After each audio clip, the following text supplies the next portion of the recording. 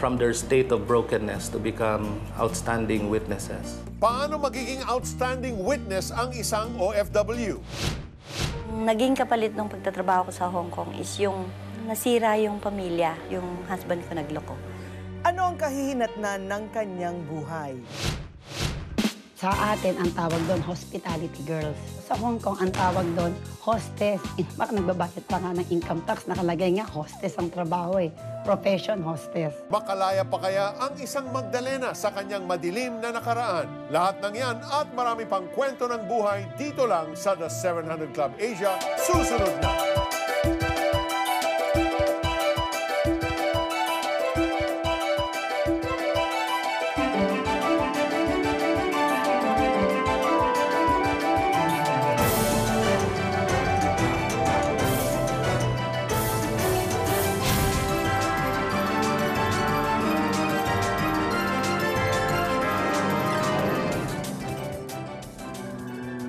Itinuturing na bagong bayani ng pamahalaan dahil sa laki ng kanilang dollar remittance. Bayani rin ng pamilya dahil sa magandang buhay na kanilang naipagkakaloob. Subalit bayani bang maituturing kung ang isang OFW ay namumuhay sa bisyo at tawag ng laman? Bayani bang maituturing kung ang iniwang pamilya ay naging magusot ang buhay at lumaking pariwara ang mga anak? Maraming ganitong kwento ng mga OFW ang atin nang nasaksihan, bagay na unti-unting nababago. Ngayon ay nakikilala na rin sila bilang mga bagong misyonero na umaabot sa iba't ibang kultura upang ikalat ang magandang balita ng Diyos. Ang mag-asawang George at Bolan de Ramos ay nagkaroon ng ganitong hangarin nang pagkatiwalaan sila ng misyonerong Amerikano na kanilang nakilala at naging kaibigan. Matagal siya nagpapastor ng mga churches dito, nag-church planting. At dumating din sa buhay nila, nagkaroon sila ng awareness sa buhay-buhay ng mga Pilipina na dito sa Hong Kong. Nagkaroon sila ng helper, si Nelly, na ngayon ay business partner na nila. At itinatag nga ang Arrow Employment Agency na kaiba sa karaniwang ahensya. Naatasan ang mag-asawa na magsagawa ng isang training program sa Pilipinas. We tell the people who would apply, our company would serve you in these 4 areas. Number 1, we'll help you find a job. Number 2, we want you to develop certain financial security as a result of that. Number 3, we know you're here because of your family. Therefore, we want you to develop yourself as a family person, as a mother, or as a parent, or as a daughter. And then number 4, we want you to develop, or for you to develop your faith in God. So, 4 na F yan. We developed the curriculum in such a way that it became, sabi nga ng iba, parang retreat eh. Okay? Parang camp, ganoon.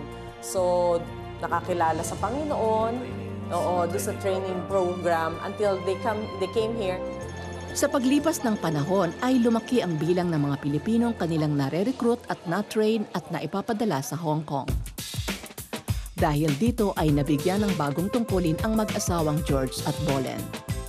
This couple requested us to help them here in Hong Kong already to take care, alagaan itong mga Pilipino na nakakilala na sa Panginoon. Kumbaga, kailangan ng may magpapastor sa kanila. At kaya doon na nagsimula na isipin namin from mobilizing the churches sa Philippines na ang mga OFW, ang bagong mga misyonero. From their state of brokenness to become outstanding witnesses. Sa akin, nakita ko na for past 2 years serving here. It's all by the grace ng Panginoon. Talagang amazing work ng Lord. Kung paano pinagpapala sila, binabago ang buhay, and they just naturally shine for the Lord.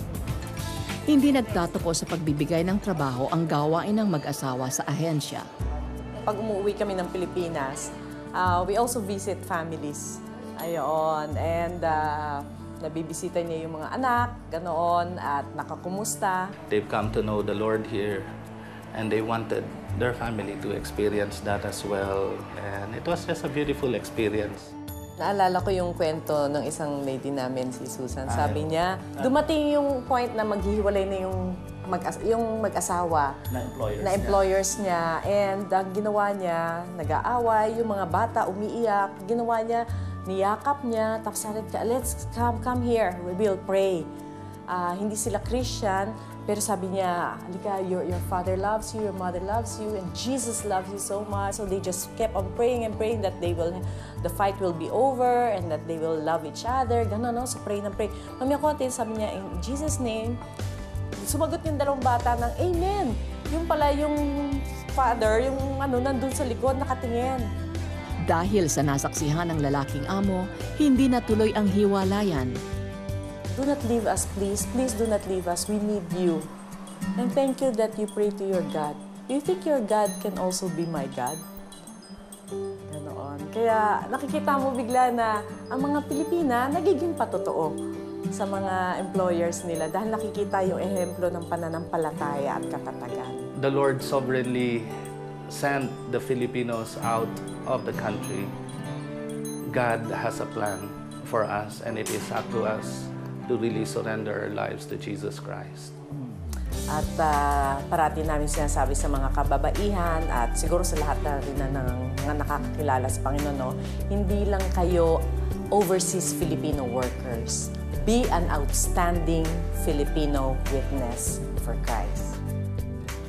Yan, sina George and Bolen de Ramos. They're outstanding Filipino witnesses for Christ in Hong Kong, and they're helping the Filipinos there to also be outstanding Filipinos, not just outstanding Filipinos in their work, but also as witnesses for the Lord in Hong Kong and also for their families back home in the Philippines. Yun yung kata, no? You figure out there's so many foreigners, workers all over the world. What will set the Pinoy apart from all of this? Outstanding talaga siya. Meron siyang takot sa Diyos. Yun lang, hindi lang trabaho. They're not just there for the money. But when they see their employers in trouble, they will do something. You know, Kata, I just pray more and more people like George and Bolen will be used of God. No? So to train our OFWs to really be excellent in what they do. Para talagang they'll be set apart from the rest. From doing lowly tasks of cleaning homes, taking care of children, old or sick people in many parts of the world, our OFWs are turning out to be outstanding witnesses to the people they serve. Kasi nagagamit na sila ngayon sa pagpapalaganap ng magandang balita ng Diyos wherever they are serving, and also para sa kanilang mga sariling pamilya. Nagiging simula ito para magkaroon sila ng personal na relasyon sa ating Panginoon, yung kanilang mga pinagsisilbihan. Kagaya nga ng mga ikinikwento sa atin ni George at saka ni Bolen. That is so true, Kata. The Bible says in Ephesians chapter 2, verse 10, we are God's workmanship created in Christ Jesus to do good works which God prepared in advance for us to do. We may be in situations where we feel that we are leading a meaningless life, but God has a plan and purpose for our lives. Amen. And we will know God's purpose when we are focused on the Lord and completely putting our trust in Him. Naging kapalit ng pagtatrabaho ko sa Hong Kong is yung nasira yung pamilya, yung husband ko nagloko. Nagkaroon ng other woman. Susunod na. Narito kung paano mapapasa inyo ang Bibliang ito. Sagutin lamang ang katanungang ito. Ano ang pamagat ng gaganaping fun run sa ika-3 ng Marso sa Quirino Grandstand? Ang unang 5 callers at texters sa may tamang sagot at nanonood sa GMA News TV ang siyang tatanggap ng May They Be One Bible. Kung alam nyo ang sagot, hintayin nyo muna ang aming go signal bago kayo tumawag o mag-text. Kung hindi pa, panoorin ang kabuuan ng programa upang inyong malaman. Hello, Hong Kong! Mas convenient na ang pagtawag sa The 700 Club Prayer Center para sa mga kababayan naming nasa Hong Kong. May kasangga na kayo ngayon. Anumang problema ang hinaharap ninyo habang malayo kayo sa mga mahal nyo sa buhay. Tumawag sa 317-543-77 para sa inyong mga prayer requests, praise reports, o kung gusto ninyo ng kaibigang makikinig at makakausap. No long distance charge. Mas madali, hindi ba? Tawag na!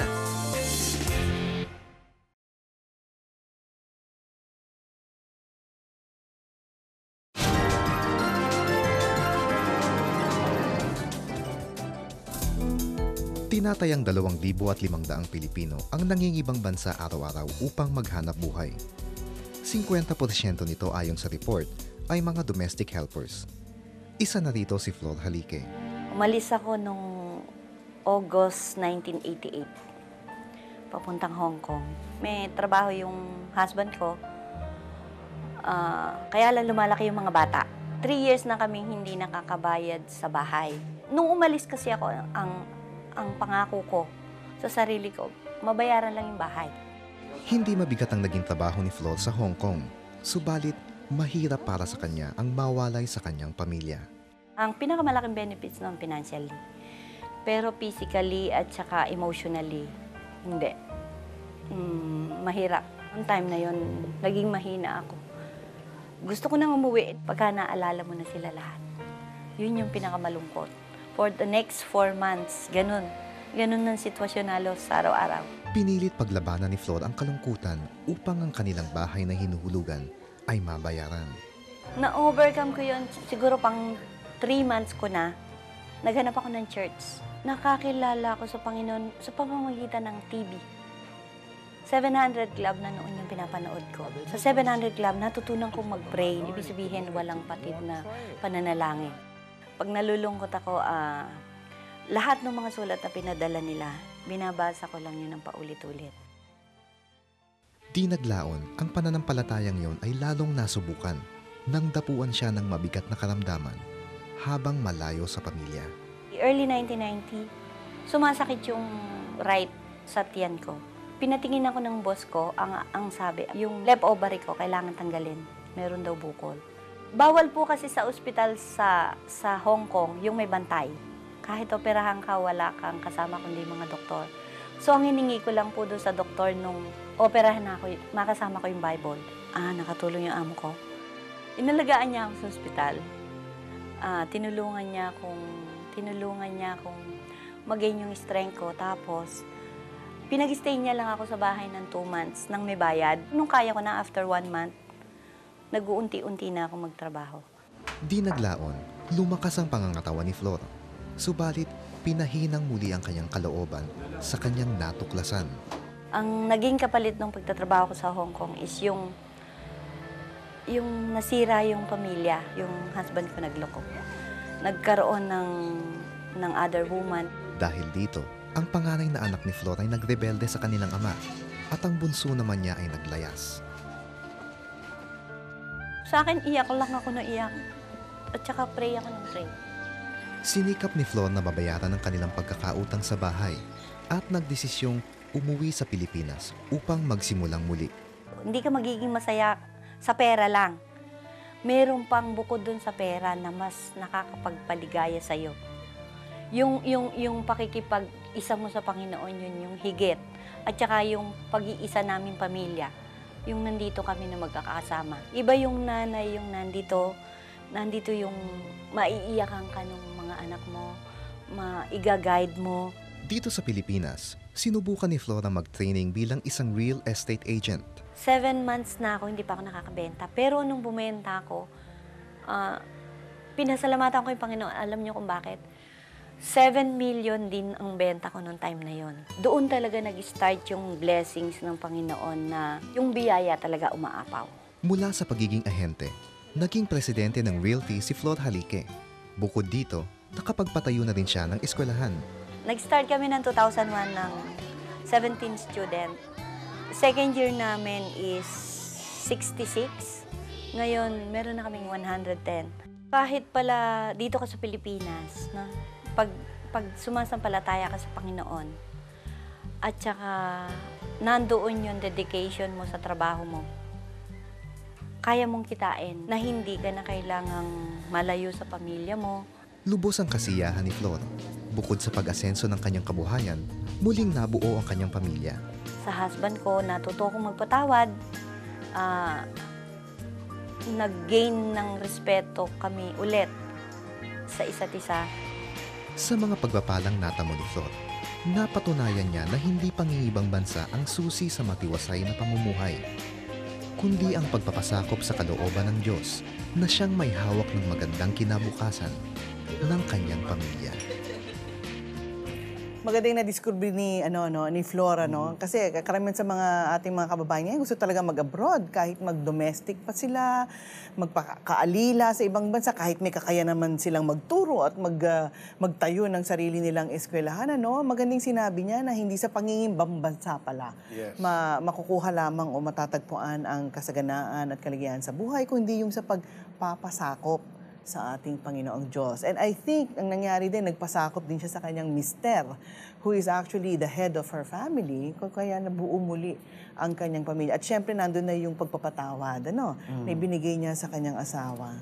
The Bible says in Proverbs 19:21, "Many are the plans in a man's heart, but it is God's purpose that prevails." Flor planned to provide for her family, to have a good life, which is a good thing, to become a domestic helper. Pero alam mo, ang plano ng Panginoon, yun ang talagang nasunod. And that's what happened in her life when she allowed herself to be under God's mighty hand, under His will, and allow His plans and purposes to really be fulfilled in her life, natuwid po ang buhay niya. And she discovered that God indeed directs our step. God wants Flor to have a personal relationship with Him. Yun ang na-discover niya. At yun din ang gusto ng ating Panginoong Diyos para sa ating lahat. Nakita naman po natin, ibinigay ng Diyos ang mga ninanais ni Flor na umunlad ang kanyang buhay. Subalit ito ay naganap sa pamamagitan ng pamamaraan ng ating Panginoong Diyos mismo at hindi sa pamamaraan ni Flor. Dahil ngayon, may relasyon na si Flor sa ating Panginoong Diyos, pinagaling ng ating Panginoon ang kanyang sakit at binuo pa niya muli ang kanyang pamilya at siya'y umuwi sa Pilipinas at nakapiling niya ang kanyang buong pamilya. Truly, God is our deliverer, rescuer, and Savior. He sets us free and saves us from a difficult situation. If you are faced and confronted with problems that seem na walang solusyon, come to Jesus. Nothing is too difficult for Him to handle. He is larger than the challenges you are facing right now. But you need to come to Him and receive His free gift, the free gift of salvation that He offers. Make Him your Lord and your Savior. If you want that right now in your life, just follow me in this simple prayer. Kailangan po manggagaling lang ang prayer sa puso nyo. Let's pray. Heavenly Father, I don't know what to do. I'm confused. I'm trying to look for solutions, but puro dead end. So Lord, right now, I decide in my heart to surrender to You. I bring my problem to You. I bring You my life. I bring You my heart. And Lord, I ask You to please forgive me. Forgive me for trying to fix my own problems. Forgive me, Lord, for the sins that I have committed, for the things that I have done in the past. And right now, Lord, I repent. I repent from all of them. I open the door of my heart and invite You, Jesus, into my life, to be my Lord and to be my one and only Savior. And starting right this moment, my life belongs to You. You guide my steps. You direct my path. I will listen to Your voice and I will live a life that truly pleases You. I pray this prayer from my heart in the name of Jesus. Amen and amen. Amen. Kung taos-puso niyong tinanggap si Kristo bilang Diyos at sariling tagapagligtas ng iyong buhay, maaari po kayong mag-text. Text yes, space, the 700 Club Asia. I-text yan sa aming smart number 0920-222-8373, 0917-406-5001, 0923-428-2915. Tawag na! At para sa inyong mga nasa probinsya, libre po ang long-distance call sa 1-800-1888-8700. Pwede rin po kayong mag-email sa info@cbnasia.org. At sa inyo namang viewers namin sa GMA Live TV o TVN Abroad, pwede ninyo kaming makontakt sa Yahoo Messenger. I-type lamang po ang tsca.cbnasia o sa Skype. I-type lamang ang aming Skype ID, The 700 Club Asia. Pwede rin po sa Facebook, Yan, mag-log on lang sa www.facebook.com/The700ClubAsia. At sa amin namang mga kababayan dyan sa Hong Kong, hello Hong Kong! Maaari nyo na kaming tawagan sa ating hotline number na Hong Kong Line 3175-4377 at sasagutin kayo ng ating mga counselors dito sa ating prayer center sa Maynila. Libre po ang tawag dyan. Gayun din sa California. Hello California! Tawag na po kayo sa inyong California hotline 1-626-789-0435. Sa atin, ang tawag doon, hospitality girls. Sa Hong Kong, ang tawag doon, hostess. In fact, nagbabayad pa nga ng income tax. Nakalagay nga, hostess ang trabaho eh. Profession, hostess. Susunod na.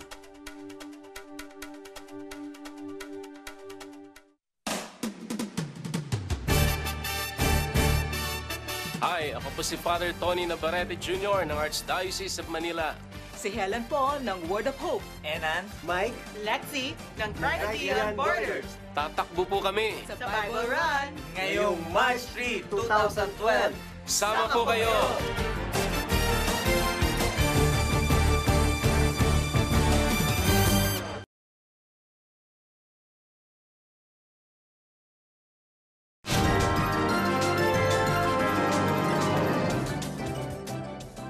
Sa atin, ang tawag doon, hospitality girls. Sa Hong Kong, ang tawag doon, hostess. In fact, nagbabayad pa nga ng income tax. Nakalagay nga, hostess ang trabaho eh.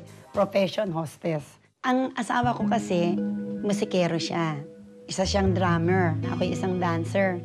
Kasi sa Hong Kong, lalo na kung isang musikero ka, napakarami talagang babae na nakapaligid sa iyo. Nagkahiwalay kami kasi nga meron siyang ibang girlfriend. Sa pag-iwan na yon, kailangan ko ng pera para sumorta sa magulang ko kasi wala nang nagbibigay. Napilitan ako magtrabaho sa nightclub. Nagtrabaho lang ako ng hostess ng mga 2 taon lang. Ayaw ko talaga ng trabaho kasi hindi ako sumasama sa customer eh. Kung hindi ako sumasamang sa customer lumabas, nagagalit yung mga manager sa akin. Nagkataong mayroong isang Pilipino na may-ari ng nightclub. Nagkaroon ng bakante, kinuha kong receptionist. Yung palang receptionist ay Mama San. Ang ibig sabihin ng Mama San, siya yung kumbaga pinaka-manager. Ang hawak kong babae, mga 100. Sa club namin, meron kaming 1,000 hostesses. Naging number 1 ako. Kumbaga sa Hong Kong, isa na ako sa pinakamagaling na Mama San. Sa dami ng perang kinikita ko, nakita ko bakit gano'n. Merong something, hindi ako maligaya. Nag-file ako ng divorce, akala ko yun ang makakasagot sa akin, na pag kami na-divorce na, free na ako. Nagkaroon din ako ng relasyon sa ibang lalaki. At alam din ng asawa ko yun. Hanggang isang araw, nga merong isang babae na nakilala ko. Kasi gusto niya akong maging kapartner sa business. Sabi ko, di sige. Pagkatapos, biglang sinabi niya sa akin, alam mo, Cora, front ko lang yung business. Pero actually, gusto kong i-introduce si Christ sa inyo. Gusto kong i-introduce ang Christianity, ang Diyos sa iyo. Nagulat ako. Sabi ko sa kanya, Manang, alam mo ba na ang ginagawa namin, yung mga babae ko? Tapos sabi niya, si Jesus daw ay nagkatawang tao at bumaba dito sa lupa para sa mga makasalanan. Para sa mga, yun na nga, mga prostitute. Kaya katulad ni Maria Magdalena. Kaya nung sinabi niya yun, meron ako na parang may kumurot sa puso ko. Natakot ako bigla na sabi ko, di sige. Tapos, ang nangyari, sabi niya, sige, simulan natin mag-Bible study sa bahay. Hanggang sinabi niya sa akin, Cora, gusto mo bang tanggapin ng Panginoong Hesukristo na tagapagligtas mo? Sabi niya kasi kailangan isurrender mo, isuko mo yung puso mo, at humingi ka ng tawad. Humingi ako ng tawad sa kasalanan ko. Nung habang sinasabi ko yung humingi ako ng tawad sa kasalanan ko, hindi ko pala alam, totoo na akong nagsisisi sa kasalanan ko. Pinakita ng Panginoon sa amin ang kanyang kapangyarihan. Yung pamangkin ko mamamatay na ng leukemia. Nung pinray over niya yung pamangkin ko, instant healing. Nung pinagaling ng Panginoon ang pamangkin ko dun sa leukemia, yun ang turning point ng buhay ko.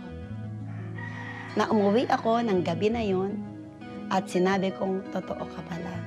Totoo palang may Diyos.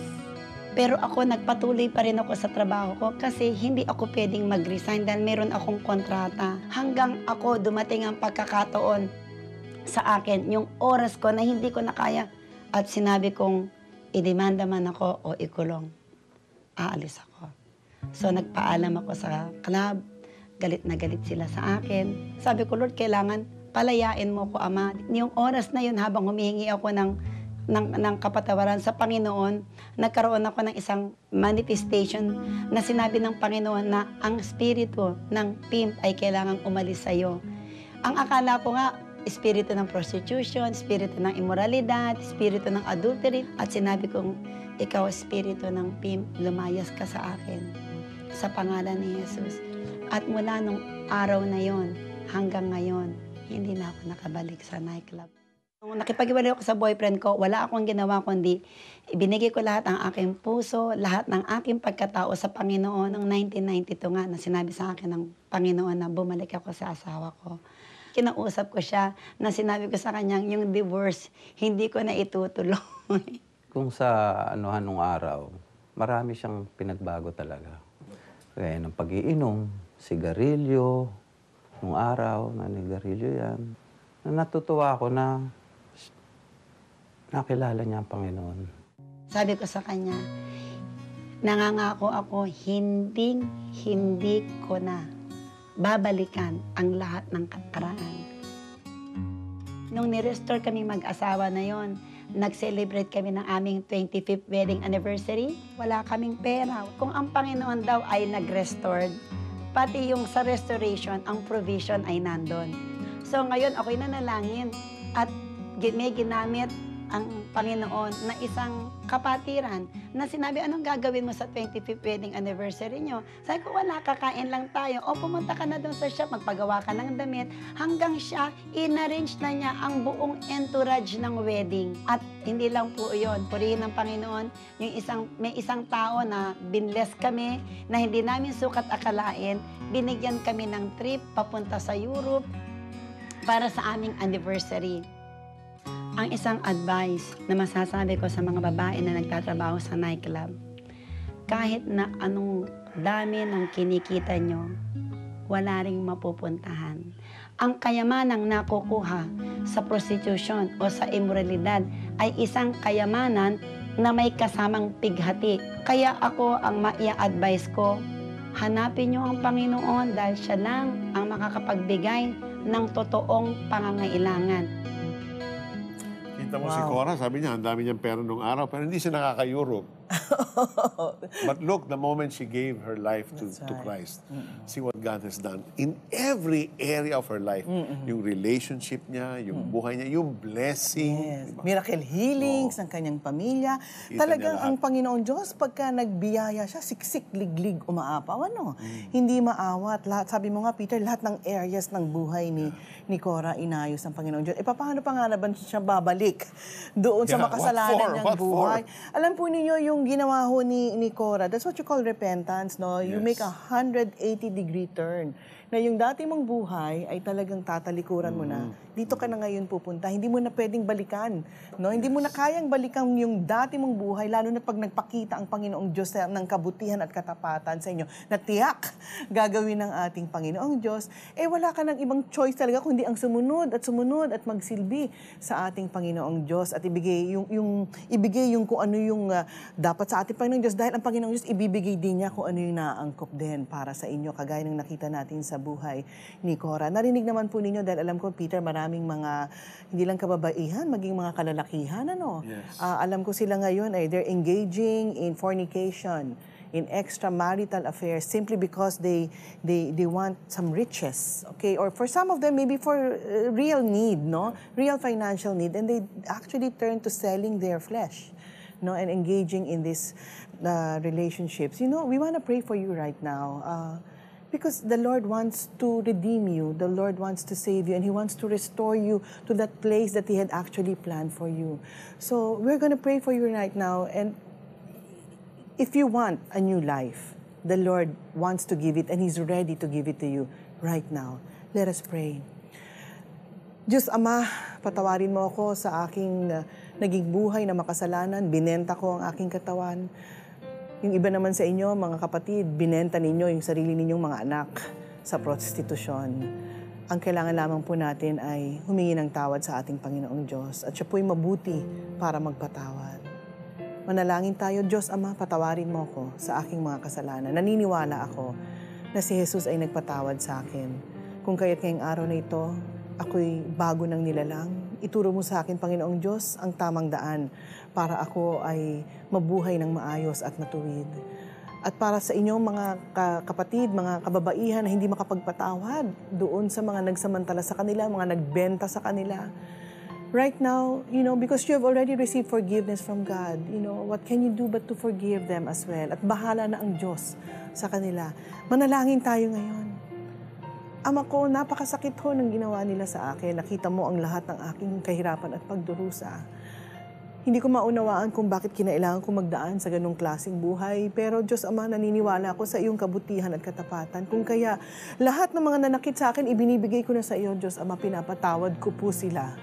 Kayo na po ang bahala rin sa kanila at bahala na rin po kayo sa akin, Panginoong Diyos. Kung paano sa susunod na mga araw ay matagpuan ko, Panginoon, ang tunay na kaligayahan at kasaganaan sa buhay dito sa mundong ito. Maraming salamat, Diyos Ama, dahil ikaw ay napakabuti at ako'y iyong iniligtas at ang plano mo para sa aking buhay ay maganda. At simula ngayong araw na ito, gusto kong harapin yung magandang buhay na yon sa ngalan ni Jesus. Amen. Peter, I think. Yeah, Kata, the Lord is just showing me a group of husbands. I say a group kasi marami sila. No? They have left their wives, they have left their families, at sumama sila sa ibang babae. No? And even now, as they are watching, the Holy Spirit is convicting you. The Holy Spirit is speaking to your hearts. Listen to that tugging, listen to that voice. He wants you to come back home. He wants to restore. He wants to redeem. He wants again your family to be complete. And that original love, that first love that He put in your heart for your wife or your children, He wants to give that back to you.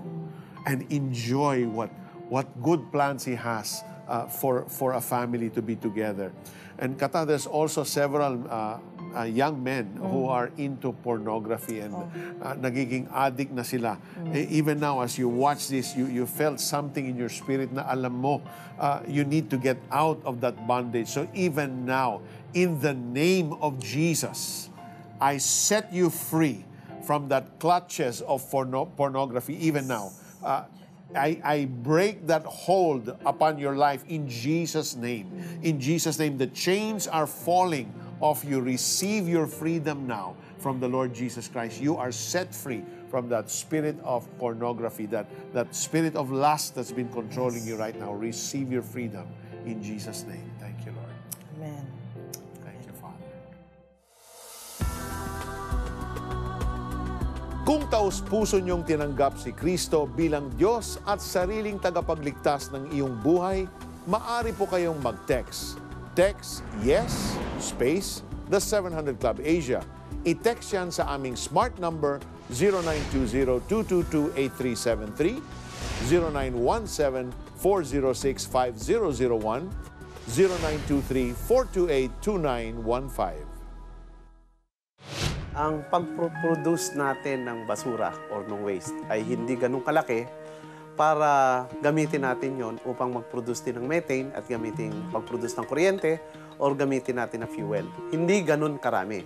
Kailangan natin, palakihin natin ang ating mga agrikultura para mag-produce tayo ng mas maraming dumi. Susunod na. Narito kung paano mapapasa inyo ang Bibliang ito. Sagutin lamang ang katanungang ito. Ano ang pamagat ng gaganaping fun run sa ika-3 ng Marso sa Quirino Grandstand? Ang unang 5 callers at texters sa may tamang sagot at nanonood sa GMA News TV ang siyang tatanggap ng May They Be One Bible. Kung alam nyo ang sagot, hintayin nyo muna ang aming go signal bago kayo tumawag o mag-text. Kung hindi pa, panoorin ang kabuuan ng programa upang inyong malaman.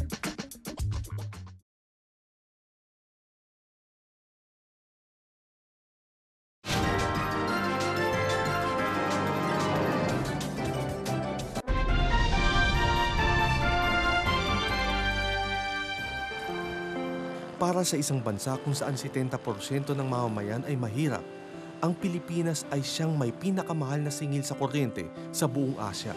Ito ay dahil sa inaangkat na krudo sa ibang bansa na siyang pangunahing gamit sa paglikha ng kuryente. 32% ng gamit nating kuryente ay galing sa imported crude oil at 18% lamang ang galing sa biogas o methane. Ano ba ang methane gas at bakit hindi ito ang pagkukulan ng panahon ng pamahalaan upang mabawasan ang pagdepende natin sa inaangkat na krudo?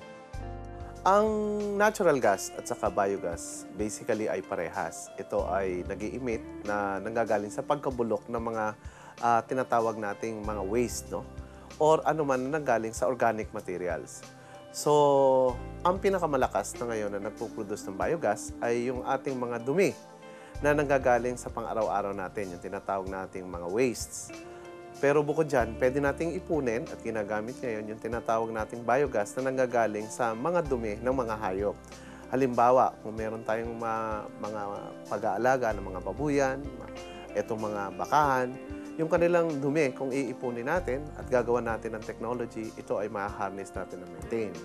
Yung natural gas naman, ito ay nag-involve ng mahabang proseso kung saan yung lahat ng living organism ng mga million of years ago, naipon, na-compact, na-subject sa heat and pressure, na-decay siya at naipon. Yung mga puro, naging crude oil. Yung iba, naging natural gas. Sa paggamit ng methane gas na nagmumula sa nabubulok na bagay upang lumikha ng kuryente, maaaring bumaba ang presyo nito. Pero sa kasalukuyan, hindi sapat ang mga proyekto ng gobyerno na gumagamit ng methane gas upang magkaroon ng kuryente upang mapunan ang ating mga pangangailangan. Ang pag-produce natin ng basura or ng waste ay hindi ganun kalaki para gamitin natin yon upang mag-produce din ng methane at gamitin pag-produce ng kuryente or gamitin natin na fuel. Hindi ganun karami. Kailangan natin palakihin natin ang ating mga agrikultura para mag-produce tayo ng mas maraming dumi. No? Plus, yung mga ginagamit kasi natin na basura ngayon, karamihan dyan, mga non-biodegradable. At kung yan ay non-biodegradable, hindi yan natutunaw or nabubulok para mag-produce ng methane.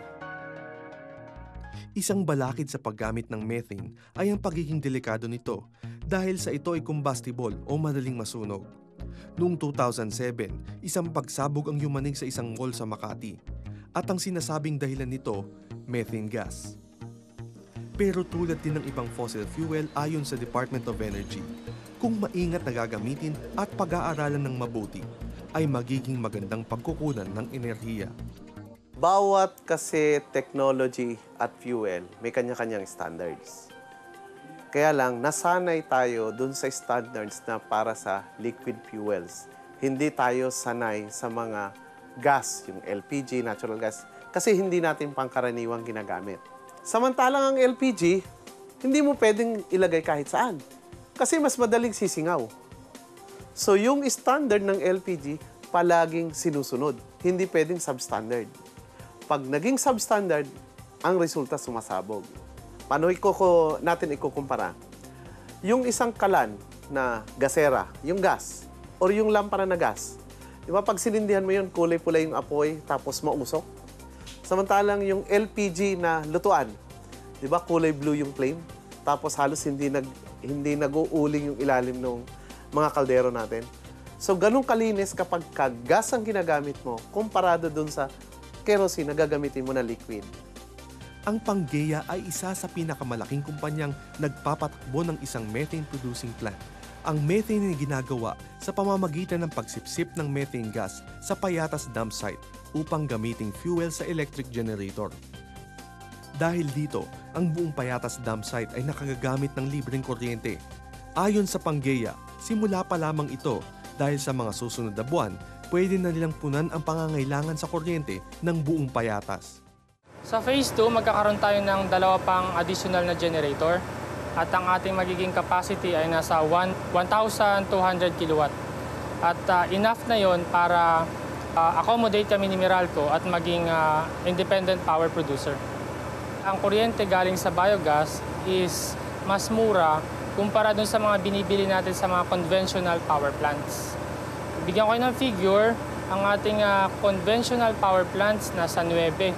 8 hanggang 9, samantalang itong renewable energy source nasa 4 lang. So napakalayo, napakamura ng kuryente na napuproduce mula dito. Hindi lamang ang mga landfill ang makikinabang sa pag-usbong ng methane. Kung ang mga babuyan at poultry farm ay pagtutuunan ng pansin ng lokal na pamahalaan, pwede rin itong pagmulan ng methane gas. Sa katunayan, sa Bulacan ay may sinimulan ng proyekto ang Department of Energy. Ang methane power plant na ito ay nakakapagbigay kuryente sa mga komunidad sa paligid nito. Humigit kumulang mga 1,000 installation ang meron dito sa buong Pilipinas, whether ito ay sabihin natin na ginagamit pang sarili or ginagamit pang komersyal. Bukod pa rito, nagkaroon tayo ng tinatawag nating Renewable Energy Law noong 2009. Ito yung Republic Act 9513.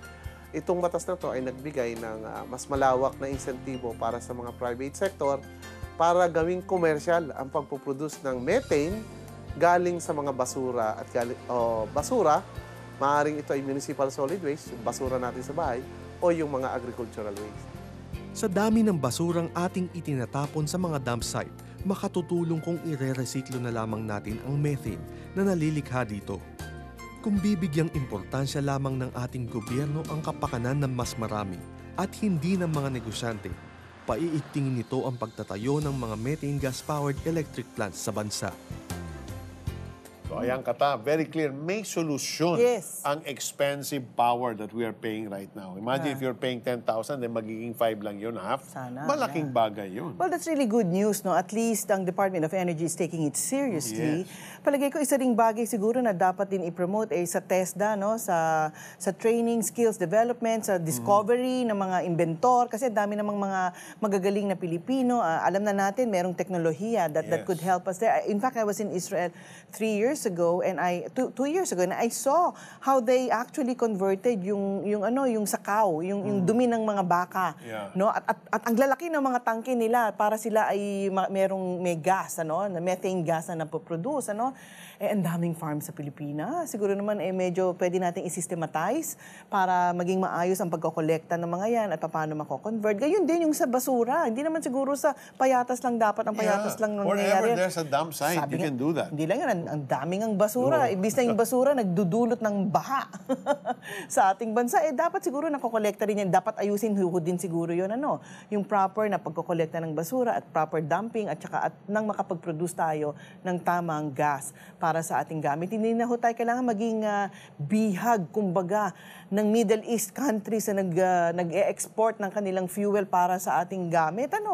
Hindi naman natin kailangan ng mga imported na fuel sources or electric sources, kayang-kaya pala natin gawin yan. So, panalangin natin ang ating pamahalaan at ang maging mga pribadong sektor, Peter, para pasukin nila yung mga ganitong klaseng negosyo. 60% pala ng ating mga kababayan ay walang Biblia. So kaya pala ito ang nangyayari sa bayan natin. Susunod na. Narito kung paano mapapasa inyo ang Bibliang ito. Sagutin lamang ang katanungang ito.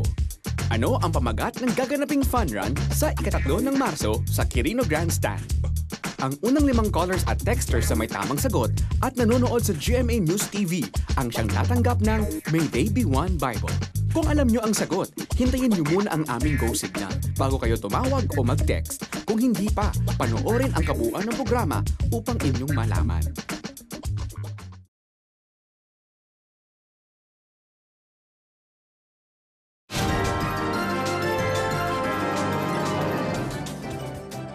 Nagbabalik kami dito sa 700 Club at kasama natin ngayon sa studio ang General Secretary of the Philippine Bible Society, si Nora Lucero. Welcome back. Magandang gabi, Kata, at sa lahat na nanonood sa ating programa ngayon. Magandang gabi po sa inyong lahat. Nora, alam ko na this year meron tayong campaign, yung May They Be One. Okay, Bible campaign. Tell us briefly kung ano yung mga activities meron tayo sa May They Be One campaign. Yung Bible campaign na ito, Kata, ay upang maabot ang ating mga kababayan, 5 million of them, nakatarget ito sa poorest of the poor, para magkaroon tayo ng Biblia. Kasi ito'y sagot sa isang survey na ginawa ng Philippine Bible Society noong 2005 na 60% pala ng ating mga kababayan ay walang Biblia. So kaya pala ito ang nangyayari sa bayan natin na Kristiyanong bayan tayo, pero dahil nga sa kakulangan ng Biblia, ay hindi natin nababasa at hindi natin naisasabuhay ang Biblia sa ating mga personal na pamilya o sa ating mga individual na buhay. So, we've thought of a campaign that everybody could be part of that upang ma-develop natin yung Bibliang ito at maipamahagi natin sa subsidized price. 5 million Bibles in 7 years at a subsidized price of 50 pesos. 50 pesos 50 lang. pesos lang ito. Ang cost nito, kayo magpo-produce nito. Ang cost nito ay 150, pero sa subsidized natin na 100 so that we're making this available at 50 pesos. Ito ay ipapamahagi, ito ay nilaunch natin noong 2008. Yes. Pero nakapag-distribute na tayo ng over 500,000 or 500,000 Bibles sa pamamagitan ng mga simbahan at mga kapartner nating mga organisasyon. So, anong kailangan natin? Konting pondo lamang para tayo makapag-imprenta at makapag-distribute nitong Bible. And I think you have one excellent activity in order to create awareness and participation also ng ating taong bayan para dito sa ating May Day Be One Bible Campaign. Meron daw tayong fun run. Meron tayong Bible run, mga kababayan. Ito po ay mangyayari sa March 3, 5 o'clock in the morning dito po sa Quirino Grandstand Grounds. Meron po tayong maliit lang naman na registration fee, 350 po para dun sa mga medyo nakatatanda. Pero pag kayo ay estudyante, 250 lang po ito. Meron na po kayong t-shirt na katulad po nito. Kasama na yun sa registration fee? Kasama na sa registration fee. Okay, so lahat naka-uniforme, lahat ng participants. At saka may race bib po yan. Okay. Pero ito the registration fee will help you to subsidize 2 Bibles. So, per person, 2 Bibles ang nasa-subsidize na nila? Na 100 pesos yun. Wow, So, hopefully, yan. that will enable you to reach 2 persons sa pamamagitan ng inyong registration fee. So, yun March naman, 3 to, ha? March 3, alas 5 po ng umaga. Magkita-kita sa Luneta Grandstand. Sa Luneta Grandstand. Hosted din po yan ng City of Manila. So, naririyan si na Mayor Lim. Ayun. Kasama natin. So, punta po kayo. Okay, so anybody, may mga limitations ba? Wala naman. Pwede ngang mag-walk kung hindi po kayo makakaran. Pero siyempre, mas mabuti ho makaran din po. Sana yung mga matatandaan, mga senior citizens. Kahit senior citizen. At saka, alam mo, sinabi sa amin ng Resources for the Blind na pati yung mga visually impaired, sasama sila sa run. Meron lang silang special lane. Parang sa EDSA, merong motorcycle lane.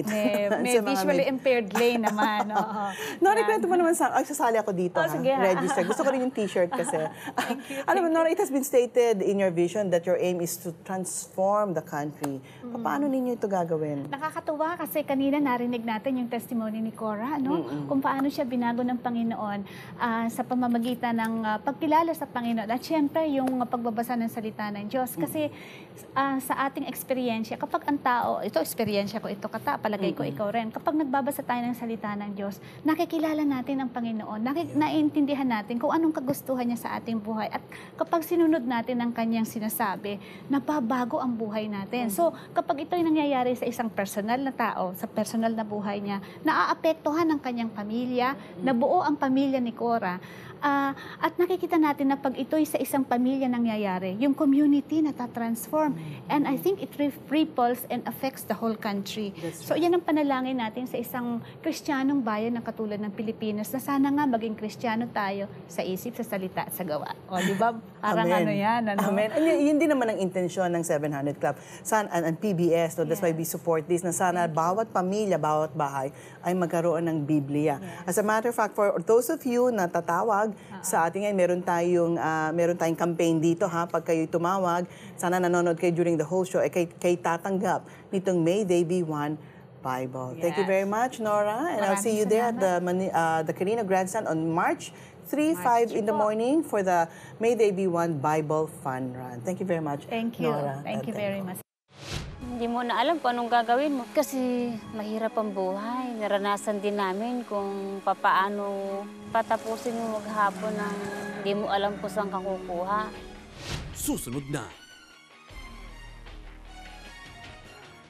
Narito ang sagot sa ating katanungan. May Day Be One Bible Run. Nakuha niyo ba ang tamang sagot? Ang unang 5 callers at texters sa may tamang sagot at nanonood sa GMA News TV ang siyang tatanggap ng May They Be One Bible. Ano pa ang hinihintay ninyo? Tumawag o mag-text na.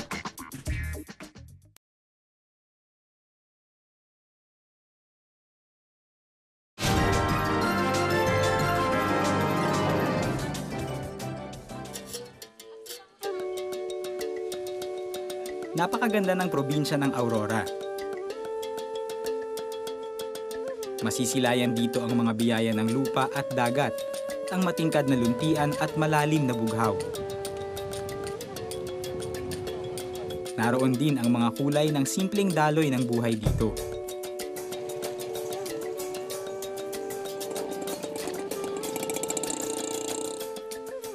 Ngunit may ibang muka ang Aurora.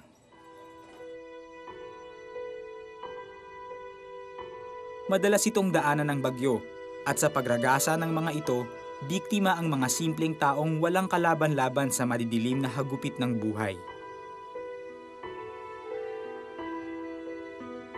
Noong 2006, winasak ng bagyo ang mga bangka ng ilang mangingisda sa Kasiguran, Aurora. Isa sa kanila si Nori Torres, na tanging sa bangkang iyon nakasalalay ang ikinabubuhay. Hindi mo na alam kung anong gagawin mo kasi mahirap ang buhay. Naranasan din namin kung papaano patapusin mo maghapon ng hindi mo alam kung saan ka kukuha.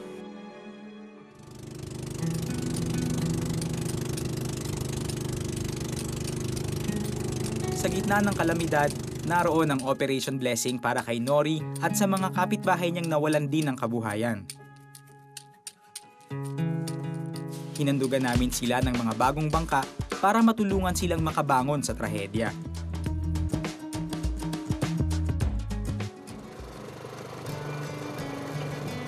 Anim na taon na ang nakaraan mula noon at ngayon lumago na ang kabuhayan ng pamilya ni Nori. 5 na yung bangka namin. Yung 3 doon, lahat yun may mga lambat na. Yung isa ginagawa namin service, yung isang malaki, yun yung dinadayo na ng asawa ko kung saan sila namimili ng mga isda. Napaayos na namin yung bahay namin. Nakapagpaaral ako ng 2 kolehiyo. Mula sa naipundar nila sa pangingisda, nakapagsimula na rin sina Nori ng poultry at piggery business. Bagamat hindi laging maganda ang takbo ng negosyo, pinaghirapan nilang maiangat ang kanilang kalagayan. Ano lang, sipag, tiyaga, saka tiwala. Ngayong maginhawa na ang buhay nila, tinutulungan ni Nori ang mga kapitbahay niyang hirap sa buhay, lalo na ang mga dumagat sa kanilang komunidad. Ang gusto ko, pare-parehas kami kung ano yung meron sa amin, ibigay ko rin sa iba. Masaya na ako dun. Pag may dumating na biyaya para sa'yo, kailangan ingatan mo, alagaan, ipamahagi. Kung sobra-sobra naman na para sa'yo, pamahagi mo naman sa iba. Huwag mo na masuluhin. Ang matagal nang lumipas na bagyo, sa halip na maging katapusan ay naging simula ng magandang buhay na ngayoy tinatamasa ni Nori at ng iba pang kagaya niyang nakatanggap ng tulong mula sa Operation Blessing. Tapos salamat ako sa kanila kasi marami silang natulungan dito eh. Sana marami pa silang matulungan kagaya ko. Kata, it's easy to give relief, it's easy to give aid after a disaster. Pero pagkatapos nun, paano na? Yun ang difference sa Operation Blessing. Yun, totoo po yan, ano? Kasi, kumbaga, yung pang-araw-araw nilang pangangailangan, kailangan matustusan pa rin ho natin yan. Huwag ho nating iiwanan yung mga kababayan natin na nangangailangan pa rin. Patuloy na kailangan silang makatindig sa sarili nilang mga paa. At saka sila ay magkaroon ng kabuhayan para sa pang-araw-araw na pangangailangan ng kanilang pamilya. Yun ang difference. And that's Operation Blessing for you, the humanitarian arm of the 700 Club Asia. Our assistance to the victims of disaster does not end with the provision of relief goods. We take care of the victims' needs until they are fully recovered and nagiging self-sufficient sila. And Kata, I wanna just thank all our yung mga supporters for our past telethon, Only Love, Only God, yung mga nagbigay, yung mga tumawag, yung mga answered prayers, everything. We wanna thank you so much for all the giving talaga that we experience, di ba? That's right. And part of your giving, of course, goes to the work of Operation Blessing. Ito po ay, ang Operation Blessing po ay, yun nga, nagiging posible po yung gawain nila dahil sa walang sawang at matapat po ninyong pagsuporta ng mga ating po mga partners at mga donors po na tulad po ninyo. At kung gusto po ninyo maging bahagi po ng gawain ito, ay pwedeng-pwede po on a regular basis, maging member na po kayo ng 700 Club Asia. Yan, tama po yan. With an initial of 1,000 pesos and then 500 pesos every month for 1 year, you become a member and be a part of this mighty work of God. Kaya help the victims of tragedies rebuild their lives. Be a blessing and be blessed. At narito po ang isa pang magandang balita. Narito sa Metro Manila ang Logos Hope o ang Floating Bookstore. Magandang pasyalan po ito kasama ang inyong buong pamilya. Panoorin po ninyo ito. Mahigit sa 5,000 titles tungkol sa science, arts, religion at marami pang iba ang matatagpuan sa Floating Bookstore ng Logos Hope. At ang maganda pa dito, binibenta ang mga kalidad na libro sa presyong abot kaya. Dahil layunin ng Logos Hope ang magbigay ng kaalaman, tulong, pag-asa at pagkakaunawaan sa mga bansa. Kaya maliban sa pagiging isang floating bookstore, ang volunteer crew ng Logos Hope ay nagsasagawa rin ng mga proyektong makakatulong sa mga komunidad ng mga bansang binibisita ng barko. We've had a long association with the Philippines. We have a lot of friends here and, everybody can use a little arm around their shoulder and some encouragement, and so that's what we've come to do. But God has showered so much love on us, and He doesn't mean for us to keep it for ourselves, but to share it with others. And if you just turn up, that's encouraging. But then if you can tell them that, God loves you and has a place for you in His kingdom, that's pretty neat too. Mahigit 55 bansa ang kinakatawan ng 400 volunteer sa barko. Kasama dito ang Pilipinas. Ligayang pagdating sa Logos Hope. Si Faith at si Rex ang mga magigiting na Pinoy na bahagi ng Logos Hope. Kahit papalayo sa kanilang pamilya, ginagawa nila ito para makatulong sa kapwa at para maipamahagi ang pagmamahal ng Diyos. Bata pa ako, kumakanta kami ng Jesus loves the little children, all the children of the world, yung ganon. Na-learn ko na God really loves every person around the world and His heartbeat is for them to know Him. Hindi lang sa isang poor country yung great need, kundi din sa mga countries na rich country but then they need spiritual things as well. Ako, nag-hope ako mag-travel around the world, pero paano?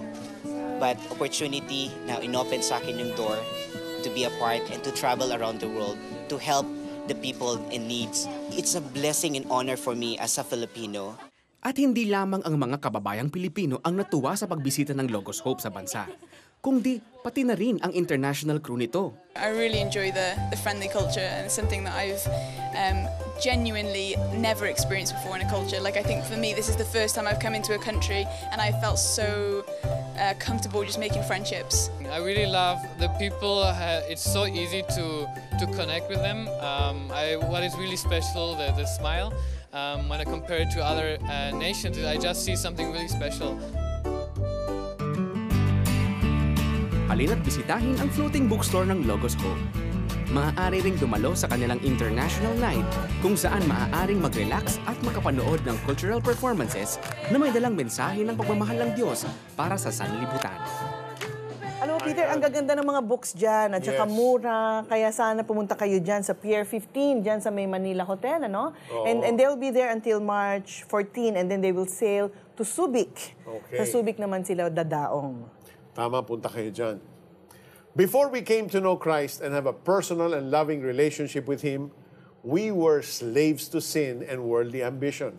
But as the Apostle Paul puts it in Romans 6:17 to 18, but thanks be to God that though you used to be slaves to sin, you wholeheartedly obeyed the form of teaching to which you were entrusted. You have been set free from sin and have become slaves to righteousness. Yan, sa ating pong wikang Tagalog naman, ngunit salamat sa Diyos sapagkat kayong dating mga alipin ng kasalanan ay naging masunurin sa aral na tinanggap ninyo. Pinalaya na kayo sa kasalanan at ngayoy mga alipin na ng katwiran. Thank you so much for watching. We hope you've been inspired and encouraged by the stories we featured on the show. God loves you. He is everything you will ever need. Amen. And God bless you more.